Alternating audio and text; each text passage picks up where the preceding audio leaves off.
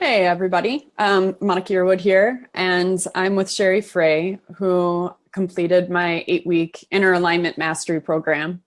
And I'm going to be interviewing Sherry today so that we can share a little bit about what it was like for her to complete the program, because it was actually a little bit different for me and for the program, because in general, the people that I accept that apply into the program and that want to do the program have digestion or anxiety issues, which Sherry was more looking for something a little bit different.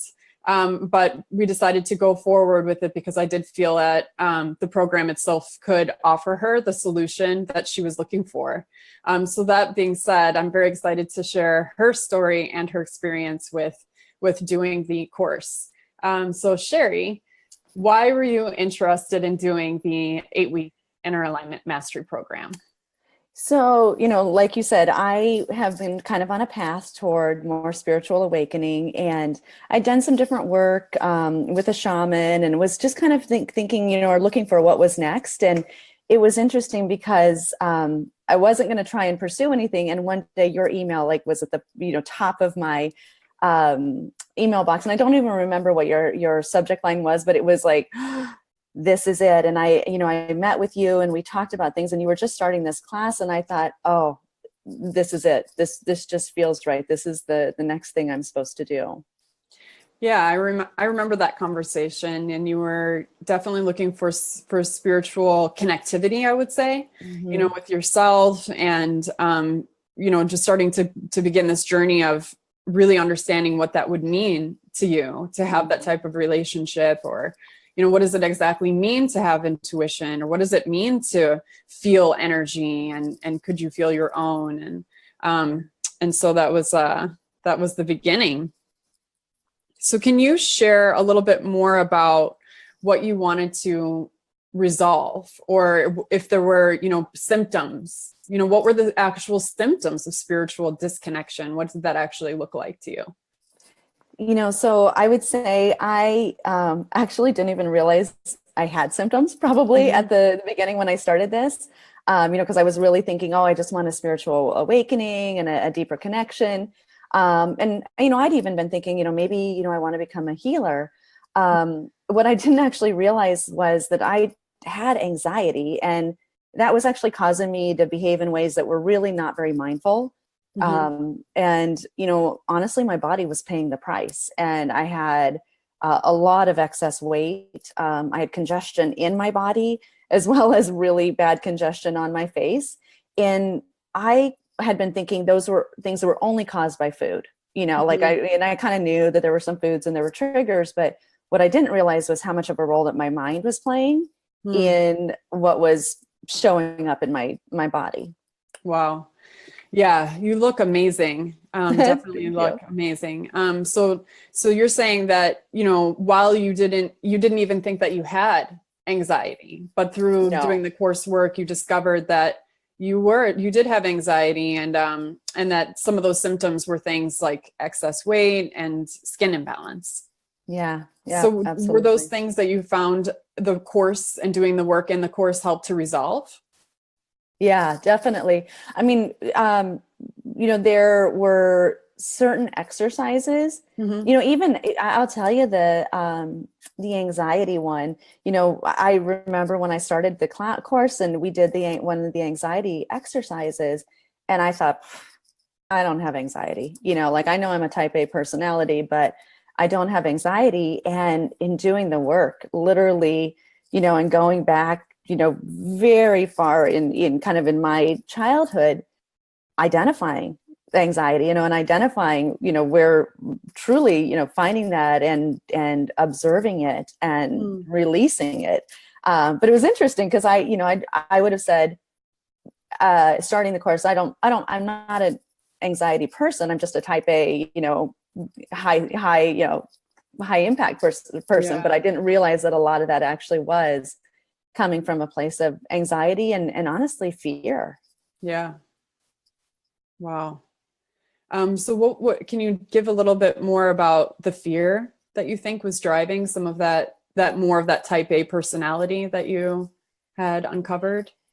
Yeah, I mean, what I found was that, like I was very driven, what I didn't realize was a lot of that fear and anxiety came from a self-worth, and something that I went back to, I think I got it back to like third grade of, Okay.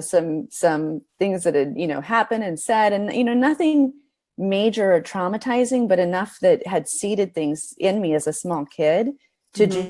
just be very driven, but being driven from a place of fear and anxiety. So, it actually, what was interesting about the course was to be able to see that and Hmm. identify it, but also, to respect the fact that that was what drove me and helped me have a very successful career.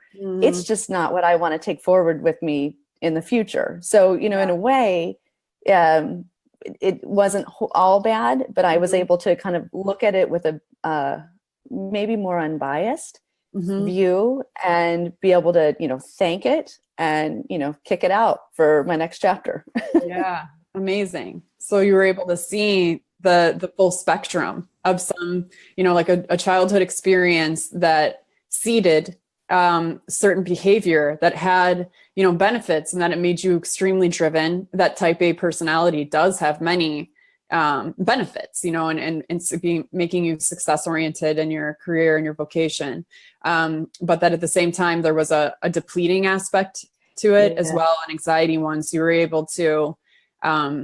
able to heal that or put that into a proper perspective Yeah, while absolutely. remaining motivated. Right, right. Yeah, good. Okay. So what was the most difficult part of the program? Um, Meditating. Meditating? Yeah. Meditating. It was really hard for me to still my mind Hmm. and calm my mind and to take the time each day.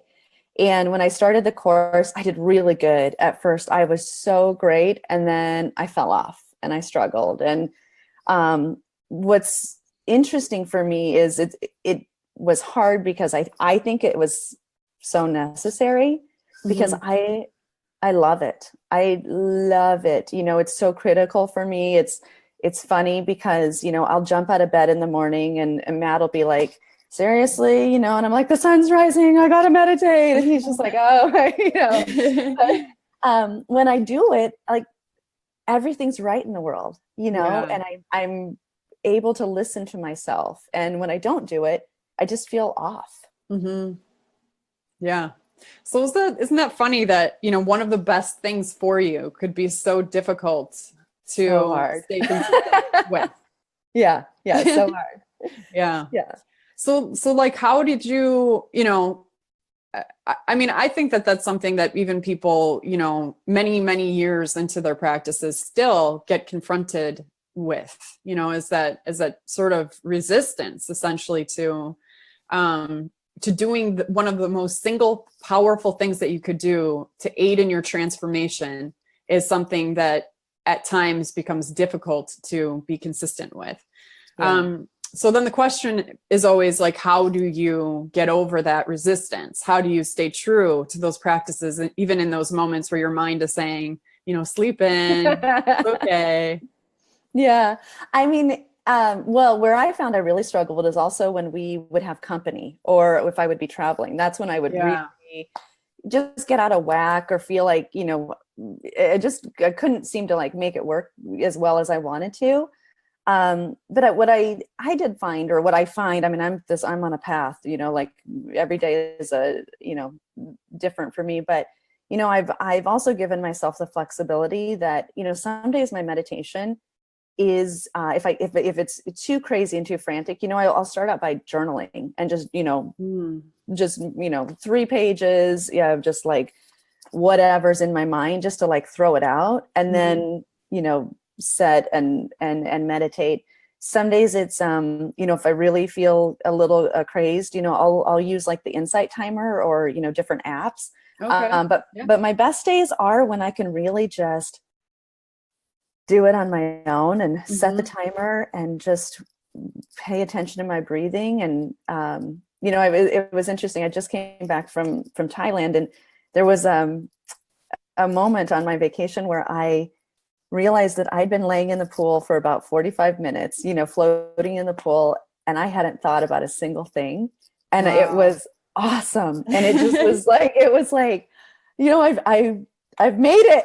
Yeah, right. I did it, and I wasn't even intending to, but just knowing that I finally have my mind's got the permission to just shut off.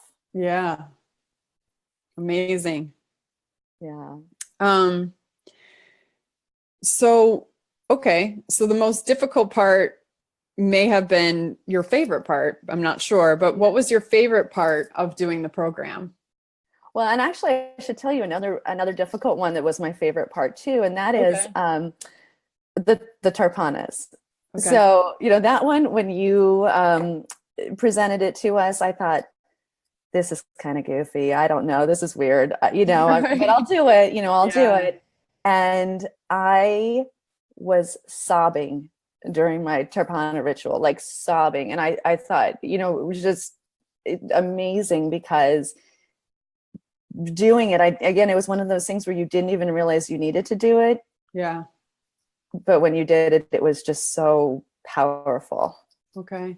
Yeah. So for the people that are watching, Tarpana is a Vedic practice, a forgiveness ritual that was traditionally used during funeral ceremonies to help with forgiveness and assisting the deceased forward into the afterlife. And it's evolved in some Ayurvedic lineages to be a practice that you can use not only with people that have passed away or deceased, but also with people that are still alive, as a way to facilitate forgiveness and deeper understanding of the experience, and a way of essentially learning the lesson of what happened, because every experience gifts us with a lesson.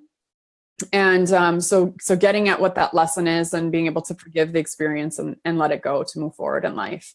So we learn how to do Tarpana actually in the 8-week course. So yeah. So at the beginning, and it's funny because a lot of people, that's not uncommon. Even when I was in Ayurvedic school, people were like, oh, I don't really need to. I don't have anything. I don't carry anything. There's nothing. I'm good. I don't have anything to say to anybody. But okay, sure, yeah, I'll try it. And then so much comes out. Yeah. So how did you feel after that experience? Oh, I mean, I felt, lighter and more peaceful. And, part of my Tarpana was for people that are still alive, and just like the amazing amount of forgiveness and acceptance, where it was like, man, I got rid of a lot of, things that I didn't even realize were really torquing me off about folks, but it was like, right. Okay. That's great. Okay. It's gone, like all of this is gone. And I just feel like it's just so much more peaceful to operate in that space. Mm-hmm. Yeah. Well, it's funny because I think that, when we do have those things, and some of us, we don't want to really like slow down and take the time and sometimes feel the pain or the sadness that is associated with those moments in time. But, if we don't, it continues to remanifest itself somehow. So then it's like, we think that it's the external situations in our lives that are, the problem, so to speak, but really it's it's within, the moments, the experiences, the exchanges we've had with people that we haven't brought to completion. Right. And so when I say completion, I mean come to that place of understanding and peace so that we can move forward. And so if we don't, it's going to find a way to creep in, whether it be in a workplace situation or relationships, or however it's going to insist that we deal with it. Yeah. So yeah, it's big work. It's big stuff. Is there anything that you would want, people to know? And so people to know maybe that are similar to you, that have, tend to be very career driven, that tend to be very, type A, and maybe they haven't yet taken that time or that moment to say, like, why would this even be important, to do this kind of work? So what would I want them to know? Yeah. Yeah. I mean, I would want them to stop and take the time and do the work. What I think is interesting is I know now that everyone does it on their own time, and I even think of now, because it's like I was sleeping for the last 20 years, just in terms of spiritually. And all of a sudden when I started to, I call it wake up. But when I started to wake up and do different things, it's like, like I'm like a sponge, and I want to do more. And it's interesting because I think about things that people have said to me 10 years ago, 5 years ago, that I did, they resonate so much now, where I'm like, oh, that's what they were saying, like I totally get it. And, now that I'm in this, just so open, it's been amazing to see how many, things are out there to continue this, this practice. Right. And so, my hope for every single person is that they have some level on this journey, of opening and awareness. And I think especially for people who are in high stress jobs, I think about, my former job, and one of the things that I really learned in this course was I put my work ahead of myself. I put my, love and family and friends ahead of myself. I put my employees and my colleagues ahead of myself. Like it really, was draining me. And so, I kind of look back and think, wow, I wish I would have done that differently. I wish I would have been, I understood the importance of putting myself first. And then, how much easier it could have been to operate and not burn out and not beat yourself up and, all those sorts of things. So I kind of, look at that and think, oh, anybody, especially that's in a kind of a job where you have a lot of people needing from you or things needing from you, I think it's even, so critical to make sure that you're operating from a place of self-nurturing first. Yeah, that's some really, really important insight, I think. Yeah, especially for those people that are in, leadership. I mean, everybody. It's important for everyone, for different reasons and also for similar reasons. But to be empowered, I think is to be functioning from your place of power, and your power is something that, there's a certain reservoir of it, and we all have it. And it's like, maybe you could keep depleting from it, as you go 120 miles an hour, accomplishing all your ambitions.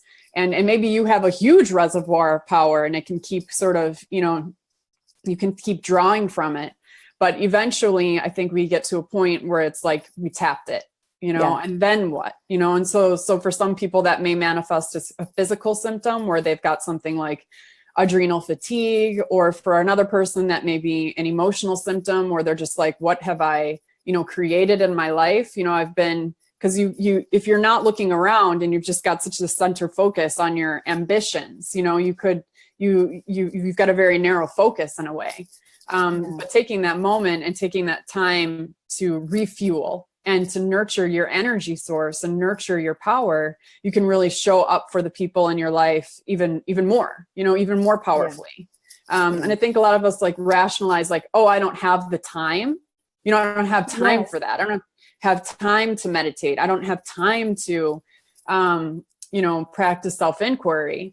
But the thing is that with those practices, it's like your time expands. You suddenly have more time. You see more possibilities. And I think it also makes you more efficient with the decisions and choices that you make, because when you are going 120 miles an hour, the thing is that you can also get very reactive, where it's like something pops up in your path and you just react to it.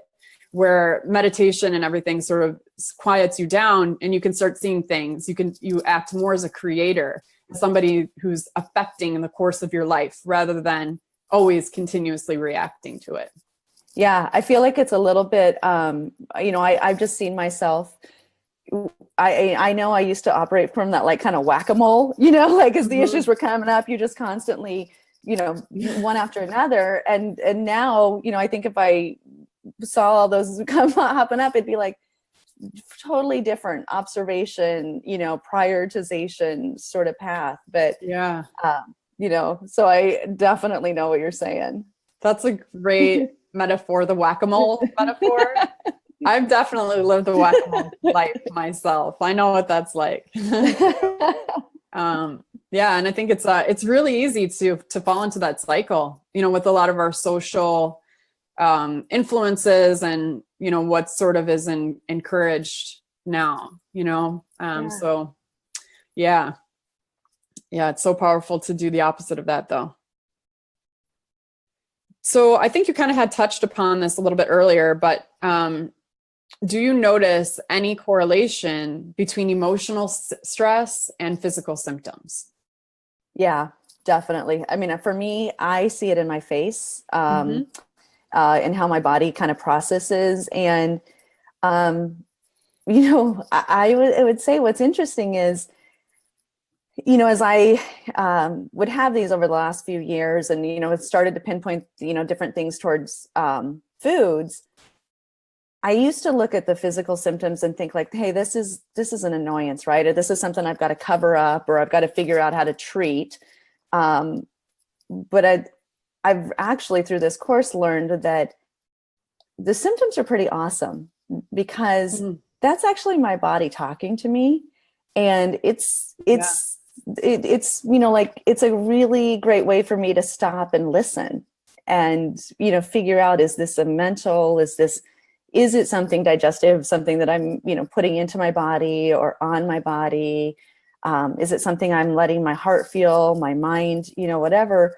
And so it's actually a dialogue versus, something that I have to race to cover up.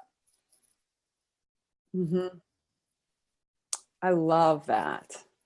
And I think you're right. I think, and in a way, having the physical symptoms is kind of a blessing, because that's often, the thing that is the catalyst, that drives a person onto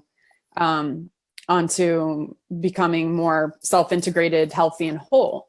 But it's also good to keep in mind too, how it is so interrelated, because sometimes people think, it's my digestion, that's out of balance. Like it's the separate entity from the rest, or it's my skin, or it's my weight, and whatever it is, as though, we're like a sum of all of our parts, and it's this external thing, not really part of who we are. But yeah, once you start to see that, wow, my emotional well-being, my mental well-being, and also my physical being, and taking care of all of those together to be healthy and to be balanced. Yeah. It is all fits together. Absolutely. Yeah. And I love your attitude of being excited about it. Like, oh, wow. Thank you, skin, for letting me know, that I need to do this now. And then also your understanding of how to augment and be in relationship with how your body communicates to you. It's awesome. So is there anything else you would like to share about your experience or anything you'd like to say? I mean, I loved this class, and, I honestly, I hope from my heart how much I appreciate you creating this class. And I really appreciate the way you're facilitating it in an ongoing way where we can, continue to relearn things and continue to gain the knowledge. So it's been so great for me. I think, like I said, I started this and I thought this was all going to be about just a spiritual awakening, but to really go and learn in this course that I liked myself, but I didn't love myself, and to be able to figure out how to take care of myself and nurture myself and listen to my intuition, it's this course just made, it was so powerful for me. And the other thing I think that this course was so powerful for was manifestation.